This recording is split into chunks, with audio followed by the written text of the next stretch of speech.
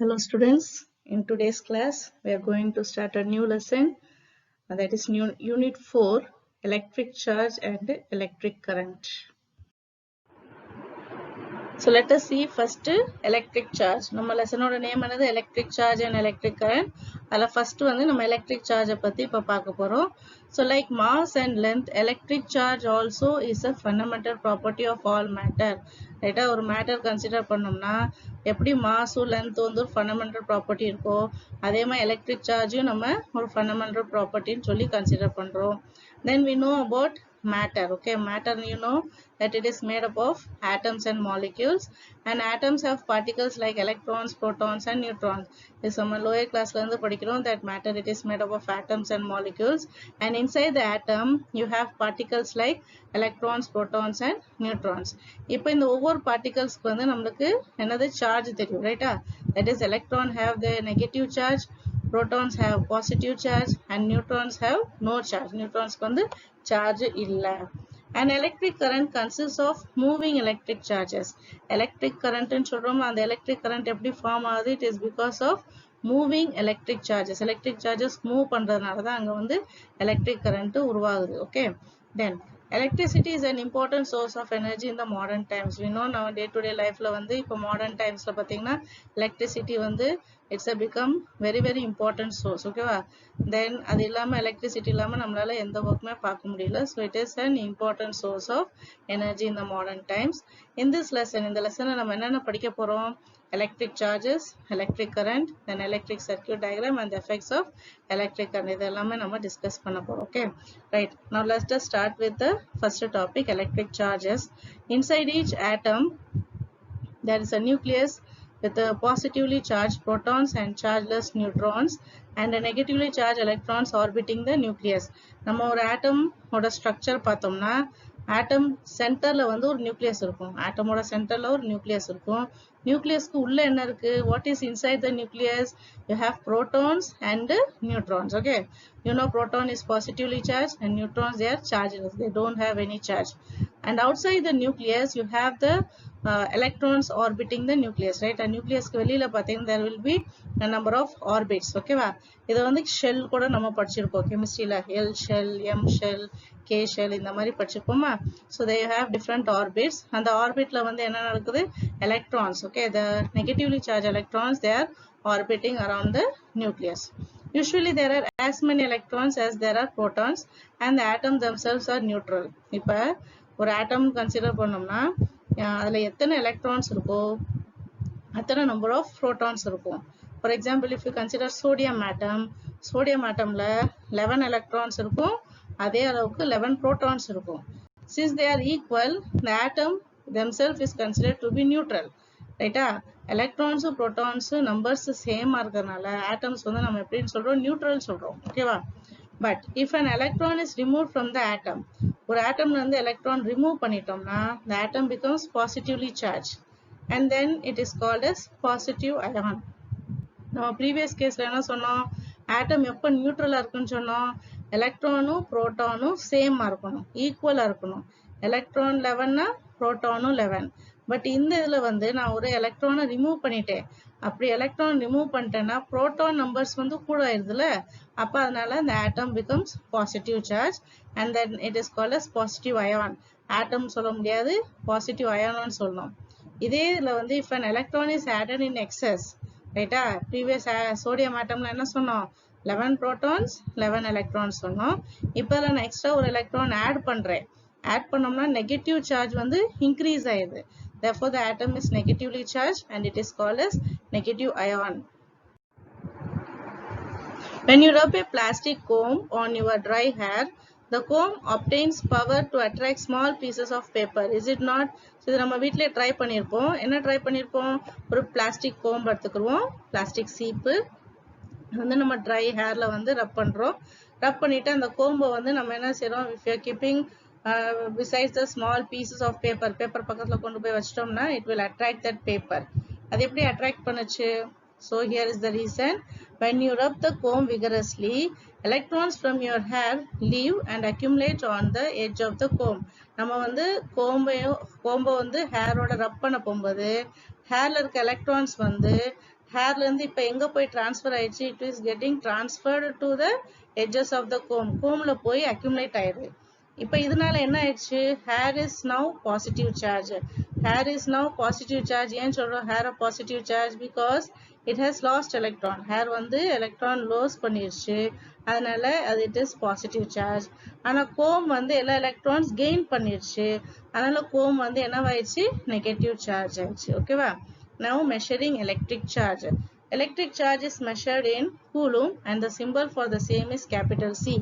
Electric charge வந்து நம்ம அதோட SI unit என்னது, electric charge ஓட SI unit is coulomb. Okay, and it is symbol formula எப்படி எழுதுறோம், capital C. The charge of an electron is numerically a very tiny value. ஒரு எலக்ட்ரானோட charge நம்ம consider பண்ணோம், it is very small, ரொம்ப ரொம்ப ஒரு சின்ன value. The charge of an electron is represented by E is the fundamental unit with a charge equal to 1.6 into 10 to the power of minus 19 coulomb. இப்போ charge இப்போ சொன்னோம்ல எலக்ட்ரானோட charge வந்து it's a very tiny value சொன்னோமா. So அந்த எலக்ட்ரானோட charge எவ்வளவு இங்க கொடுத்துருக்காங்க பாருங்க. what is the charge of an electron? It is 1.6 into 10 to the power of minus 19 coulomb and it is represented by small letter E. charge of electron சொன்னானா எப்படி represent பண்றோம், small letter E தான் represent பண்ணணும். This indicates that any charge Q has to be an integral multiple n of this fundamental unit of the electron charge E. ஓகேவா? So இப்போ வந்து any charge எடுத்துக்க போகிறோம் Q. அந்த any charge Q நீ கண்டுபிடிக்கணும்னா என்ன பண்ணணும், you have to multiply integral multiple of this fundamental unit of electron charge E. வந்து அந்த எத்தனை நம்பர்ஸ் இருக்கோ அதோட நம்ம மல்டிப்ளை பண்ணோம்னா you get the total charge. Here you have the formula Q equal to NE. Yes, Q is any charge, E is the fundamental unit of electron charge, and then N is the whole number. Okay, so this formula is very important. The base பண்ணி நம்மளுக்கு problems வரும். Practically we have microcoulomb, nanocoulomb and picocoulomb. நம்ம SI unit of electric charge வந்து coulombனு சொல்லிட்டோம், but நம்ம ப்ராக்டிக்கலா coulomb நம்ம use பண்ண முடியாது. Because coulomb it is a very very very large value. ப்ராக்டிக்கலா நம்ம அதை யூஸ் பண்ண மாட்டோம். என்ன யூஸ் பண்றோம், micro coulomb, nano coulomb and pico coulomb. Right, it is the unit of electric charge. Okay, so இங்க வந்து SI unit of electric charge கேட்டாங்கன்னா கூலும் எழுதணும். ப்ராக்டிக்கல் யூனிட்ஸ் கேட்டாங்க, right, units of electric charge which is use ப்ராக்டிக்கலின்னு கேட்டாங்கன்னா micro coulomb, nano coulomb and pico coulomb. Now இதோட conversion கொடுத்துருப்பாங்க. 1 microcoulomb is 10 to the power of minus 6 coulomb, 1 nanocoulomb is 10 to the power of minus 9 coulomb, and 1 picocoulomb is 10 to the power of minus 12 coulomb.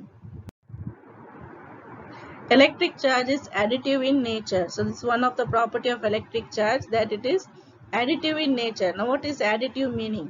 Additive means you can add the electric charges. For example, ஒரு system of charges இருக்கு. இந்த சிஸ்டம்ல there are different charges. அந்த charges வந்து நம்ம என்ன செய்ய போறோம், we are going to add it. Not normal addition, it is algebraic sum. Okay, algebraல நம்ம எப்படி add பண்றோம், plus minus base பண்ணி add பண்ணோம்னா அந்த மாதிரி நம்ம இங்கே பண்ண போறோம். பாருங்க, the total electric charge of a system is the algebraic sum of all the charges located in the system. இப்போ நம்ம என்ன சொல்லிக்கிட்டு இருக்கோம்னா electric charge is additive in nature சொன்னோமா, அது எப்படின்னு சொல்லி இங்க ஒரு எக்ஸாம்பிள் கொடுத்துருக்காங்க. So the total electric charge of a system is the algebraic sum of all the charges located in the system. Okay, உங்களுக்கு வந்து ஒரு system of charges கொடுத்துருக்காங்க, அதோட total electric charge நீங்க கண்டுபிடிக்கணும்னா you have to take the algebraic sum of all the charges. For example, let us say that a system has two charges. ஒரு சிஸ்டம்ல வந்து ரெண்டு சார்ஜ் இருக்கு, plus 5 coulomb minus 2 coulomb அப்படி ரெண்டு சார்ஜஸ் இருக்கு. அப்ப இதோட total or net charge எப்படின்னு கண்டுபிடிக்கணும். So the total or net charge on the system is plus 5 coulomb plus and then minus 2 coulomb. இந்த ரெண்டு சார்ஜை வந்து நம்ம என்ன செய்யறோம், ஆட் பண்ண போறோம், algebraic sum எடுக்க போறோம். So plus 5 minus 2. What is plus 5 minus 2? It becomes plus 3 because the greater number is having positive sign. So the answer is plus 3 coulomb. So இந்த மாதிரி ஒரு சிஸ்டம்ல வந்து if you are having, இங்க வந்து ரெண்டு சார்ஜஸ் மட்டும் கொடுத்துருக்காங்க. If you are having more than 2 charges, okay, 4 5 charges கொடுத்தாங்கன்னா எல்லாமே நம்ம செய்யறோம் algebraic sum வச்சுதான் நம்ம அதுக்கு ஆன்சர் கண்டுபிடிக்கணும். That is the additive nature. Okay, next we have electric force. Among electric charges there are two types of electric forces. நம்ம இப்ப electric charges என்னன்னு சொல்றோம், ஒன்று வந்து பாசிட்டிவ் சார்ஜ், இன்னொன்று வந்து நெகட்டிவ் சார்ஜ். ஓகே, இந்த ரெண்டு எலக்ட்ரிக் சார்ஜஸ்க்கு நடுவில் there are two types of electric forces. What are the two types of electric forces? One is attractive force, இன்னொன்று வந்து repulsive force. நான் எப்போ வந்து ரெண்டு சார்ஜஸ் அட்ராக்ட் பண்ண போகுது, எப்போ ரெண்டு சார்ஜஸ் ரிப்பல் பண்ண போகுது? That is like charges repel. Okay, like charges ரெண்டு சார்ஜஸ் சேமா இருந்துச்சுன்னா ரிப்பல் பண்ணும். unlike charges attract, வேற வேற சார்ஜஸ் இருந்தால் அட்ராக்ட் ஆகும். எப்படி மேக்னெட்ல வந்து north north south south repel பண்ணுது, இல்லை நார்த்து சவுத்து அட்ராக்ட் பண்ணுது, அந்த மாதிரி நம்ம படிச்சிருக்கோமா? Right, like poles repel, unlike poles attract அப்படின்னு சொல்லி படிச்சோமா? அதை same case here with charges. Okay, டயக்ராம்ல பார்த்தீங்கன்னா ரெண்டு பிளஸ் சைன் இருக்கு, they are repelling, ரெண்டு மைனஸ் சைன் இருக்கு, ரிப்பல் ஆகுது. ஸோ கீழே என்ன கொடுத்துருக்காங்க? லைக் சார்ஜஸ் ரிப்பல் கொடுத்துருக்காங்க. ரைட் சைடில் பார்த்தீங்கன்னா ஒரு பாசிட்டிவ் சைன் ஒரு நெகட்டிவ் சைன். ஸோ தேர் unlike charges. So unlike charges attract each other. So இவங்களுக்கு நடுவில் வந்து ஒரு ஃபோர்ஸ் எக்ஸிஸ்ட் ஆகுது. ரைட்டா? நம்ம சொன்ன attractive force, repulsive force. So that force existing between the charges is called as electric force. So electric ஃபோர்ஸ்னா என்னது? சார்ஜஸ்க்கு இடையில ஒரு ஃபோர்ஸ் கிரியேட் ஆகும். ரைட், ஒரு ஃபோர்ஸ் இருக்கு. That force is called as electric force. These forces can be experienced even when the charges are not in contact.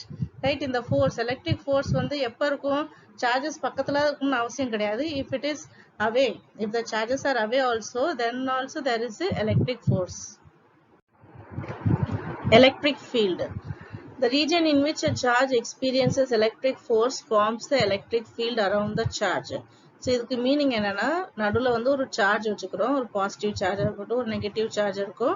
அந்த சார்ஜோட effect R அந்த சார்ஜோட எலக்ட்ரிக் ஃபோர்ஸ் எந்த ரீஜன் வரைக்கும் அதோட எக்ஸ்பீரியன்ஸ் இருக்கோ, அதோட எஃபெக்ட் இருக்கோ, that region is said to be electric field. Okay, இது நல்லா புரியறதுக்கு நம்ம என்ன செய்யலாம்? நம்ம கிரிக்கெட் கிரவுண்ட் எடுத்துக்கலாம். கிரிக்கெட் கிரவுண்ட்ல பார்த்தீங்கன்னா the batsman and bowler, அது வந்து அவங்க ரெண்டு பேர் பிட்ச்ல விளையாண்டு அங்கனுக்குள்ள நிற்பாங்க. சரௌண்டிங் த பிட்ச், அந்த இன்னும் வேற பிளேயர்ஸ் எல்லாம் நிற்பாங்களா, அவங்களெல்லாம் என்ன சொல்லுவோம்? ஃபீல்டர்ஸ்ன்னு சொல்லுவோம். ஏன் அவங்கள ஃபீல்டர்ஸ்ன்னு சொல்றோம்னா, because the batsman when he is hitting the ball, அதுக்குன்னு ஒரு ரீஜியன் சொல்லி ஒரு சரௌண்டிங்ல ஒரு பவுண்டரி மாதிரி கிரியேட் பண்ணி வச்சிருப்பாங்க. அந்த பவுண்டரிக்குள்ளதான் they are able to play on the ball is allowed to go. So அந்த region, that is the effect of that batsman, அந்த பாலோட எஃபெக்ட் எங்க வரைக்கும் போதோ, that region is said to be the field. அதுல நிக்கிறவங்கள தான் நம்ம என்ன சொல்றோம்? ஃபீல்டர்னு சொல்றோம். ரைட்டா? இன்னொரு எக்ஸாம்பிள் வச்சுக்கலாமா? நம்ம வந்து மேக்னெட் எடுத்துக்க போறோம். ரைட், மேக்னெட் நல்லா கவனிங்க. மேக்னெட் வைக்கிற சென்டர்ல ஒரு அயன் நெயில் எடுத்துக்க போறோம். ரைட்டா? ஒரு அயன் நெயில். அயன் நெயில் வந்து மேக்னெட்டுக்கு பக்கத்துல வச்சோன்னா என்ன ஆயிரும்? டக்குன்னு அதே அட்ராக்ட் ஆயிரும். இப்ப அயன் நெயிலோட டிஸ்டன்ஸ் கொஞ்சம் கொஞ்சமா நான் தள்ளி தள்ளி கொண்டு போறேன். மேக்னெட் அங்கேயே தான் இருக்கு. மேக்னெட்டை வந்து நம்ம சேஞ்ச் பண்ணல, மேக்னெட் அங்கேயே தான் இருக்கு. அயன் நெயில வந்து நான் என்ன செய்யறேன்? கொஞ்சம் கொஞ்சமா நான் வந்து டிஸ்டன்ஸ் இன்க்ரீஸ் பண்ணிட்டு பின்னாடி கொண்டு போறேன். அயன் நெயில கொஞ்சம் கொஞ்சமா பின்னாடி கொண்டு போறேன். அப்படி கொண்டு போகும்போது நம்ம என்ன பாக்குறோம்? அந்த எஃபெக்ட் வந்து கொஞ்சம் கொஞ்சமா குறையும். பக்கத்துல இருக்க போகும்போது attractive force is greater. when you go at a further distance கூட கூட அந்த attractive force வந்து கொஞ்சம் கொஞ்சமா குறையும். at one point அந்த அயன் நெயில் வந்து அட்ராக்ட் பண்ணவே பண்ணாது. ரைட், மேக்னெட் வந்து அந்த அயன் நெயில வந்து அட்ராக்ட் பண்ணாது. there is no effect. So ஏன் அவனுக்குள்ள எஃபெக்ட் இல்லைன்னா, பிகாஸ் we have அந்த ரீஜனை வந்து தாண்டி வெளியே வந்துட்டோம். அந்த மேக்னெட்டோட எஃபெக்ட் ஒரு ரீஜன்ல தான் நடக்கும். அந்த பர்டிகுலர் ரீஜனை தான் என்ன சொல்றோம்? அங்க மேக்னெட்டிக் ஃபீல்டுன்னு சொல்லுவோம். அதே மாதிரி இங்க ஒரு சார்ஜ் எடுத்துக்க போறோம். அந்த சார்ஜோட எஃபெக்ட் வந்து ஒரு பர்டிகுலர் ரீஜன்ல தான் நம்மளால ஃபீல் பண்ண முடியும். ரைட், அந்த எஃபெக்ட் தான் நம்ம இங்க எலக்ட்ரிக் ஃபோர்ஸ்னு சொல்றோம். ஸோ அந்த சார்ஜோட electric force it is experience in a particular region. that region is what is called as electric field. ஓகேவா? சரி. Of an electric field, it is denoted by capital E. Already நம்ம small letter E பார்த்துட்டோம். ரைட்டா? that is a charge of an electron, fundamental unit of an electron அப்படின்னு சொல்லிட்டு small e பார்த்தோம். இப்போ capital E is electric field. So of an electric field is represented by lines and arrowheads indicating the direction of the electric field. ஓகேவா? இந்த electric field வந்து நம்ம எப்படி represent பண்றோம்? By lines. ஓகேவா? லைன்ஸ் மேல நம்ம arrow heads கொடுக்குறோம், arrow mark போடுறோம். arrow mark என்ன இண்டிகேட் பண்ணுது? the direction of electric field. The direction of electric field is the direction of the force that would act on a small positive charge. ஓகேவா? ஒரு small positive charge எடுத்துக்க போறோம். அந்த positive charge இதுல வந்து எந்த டைரக்ஷன்ல ஃபோர்ஸ் ஆக்ட் ஆகுதோ அதே தான் உங்களுக்கு எலக்ட்ரிக் ஃபீல்டோட direction. Therefore, the lines representing the electric field are called electric lines of force. So, அதனால எலக்ட்ரிக் ஃபீல்டில் வந்து நம்ம என்ன லைன்ஸ் நம்ம ட்ரா பண்ணி காமிக்கிறோமோ that lines is representing the electric field. அந்த லைன்ஸ்க்கு வந்து என்ன பேர் கொடுத்துருக்கோம், எலக்ட்ரிக் லைன்ஸ் ஆஃப் ஃபோர்ஸ்ன்னு சொல்லி நம்ம சொல்லலாம். ஓகேவா? இப்போ நம்மளுக்கு எலக்ட்ரிக் ஃபீல்டோட எலக்ட்ரிக் லைன்ஸ் ஆஃப் ஃபோர்ஸோட டெஃபினேஷன் பாருங்க. The electric lines of force are straight or curved path along which a unit positive charge tends to move in the electric field. Okay. Electric lines of force na enna? Electric lines of force வந்து straight line இருக்கலாம் இல்ல curved line இருக்கலாம். Straight line or you can say straight path or curved path.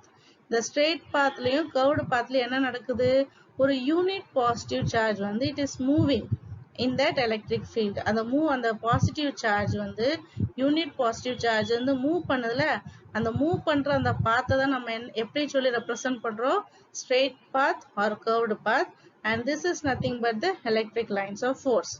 The electric lines of force are imaginary lines. இது just imagination தான். The strength of an electric field is represented by how close the field lines are to one another. இப்போ நம்ம electric field lines draw பண்றோம். draw பண்ண போகும்போது ஒரு சில இடத்துல வந்து electric field lines ரொம்ப பக்கத்துல இருக்கு. அப்படி ரொம்ப பக்கத்துல இருந்துச்சுன்னா the electric field strength is more.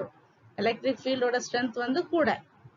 சில இடத்துல வந்து electric field lines வந்து கொஞ்சம் விலகி இருக்கும், they are away, right? அப்ப அங்க electric field strength வந்து எப்படி இருக்கு, கம்மியா இருக்கு. ஓகேவா? சரி. For an isolated positive charge, isolated means ஒன்னு, தனியா இருக்குல்ல, ஒரே ஒன்னு. So for an isolated positive charge, the electric lines of force are radially outwards, and for an isolated negative charge, they are radially inwards.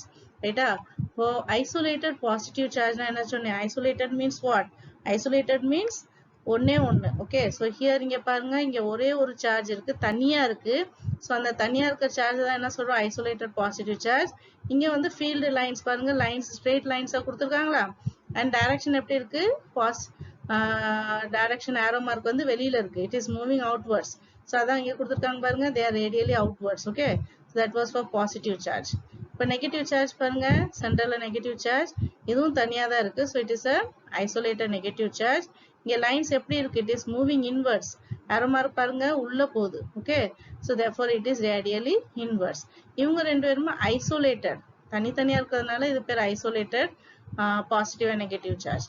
But இங்க பாத்தீங்கன்னா there is a pair, ஒரு positive ஒரு negative. ஒரு positive சார்ஜும் negative charge பக்கத்துல வந்து என்ன ஆயிரும், they will attract each other. அப்ப அந்த அட்ராக்ஷன் தான் பாருங்க, இந்த லைன்ஸ் கர்வ்டு லைன்ஸ் கொடுத்துருக்காங்களா, மேல கர்வ்டு லைன்ஸ் கீழே curved lines. So it means they are attracting each other. இந்த மாதிரி கர்வ்டு லைன்ஸ் வந்துச்சுன்னா they are attracting each other.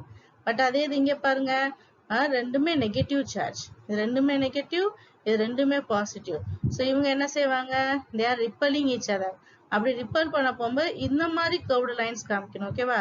இது பாருங்க, இது பார்த்தாலே தெரியுது, தே ஆர் மூவிங் அவே. ரைட்டா? இது என்ன செய்யுது, பக்கத்துல they are coming closer to each other. Here they are moving away from each other. இதுவும் they are moving away from each other. So these lines show they are repelling each other. Okay, இங்க பாத்தீங்கன்னா this is a plate. Okay, this is a positively charged plate and this negative charged plate. இந்த மாதிரி பிளேட்ல எடுத்துக்கிட்டோம்னா, okay, in form of plates, metal plates, இந்த மாதிரி this is positive, this is negative. அங்க field lines எப்படி இருக்கு, சென்டர்ல பாத்தீங்கன்னா they are straight lines. When you are moving away, it becomes the curved lines. Okay, so these are all what is called as the field lines, or otherwise called as electric lines of force. Okay, so that was about electric field and lines of force. Electric field at a point is a measure of force acting on a unit positive charge placed at that point. A positive charge will experience force in the direction of electric field and a negative charge will experience in the opposite direction of electric field. Okay, so in electric field பத்தி இன்னொரு ஒரு extra ஒரு point கொடுத்திருக்காங்க பாருங்க, that electric field it is the measure of force. Okay, electric field நம்ம கண்டுபிடிக்கணும், அதை எப்படி கண்டுபிடிக்கலாம், it is a measure of force. யாரோட force, the force acting on a unit positive charge. ஒரு யூனிட் பாசிட்டிவ் சார்ஜ் எடுத்துக்க போறோம். அந்த யூனிட் பாசிட்டிவ் சார்ஜ்ல வந்து there will be some force acting.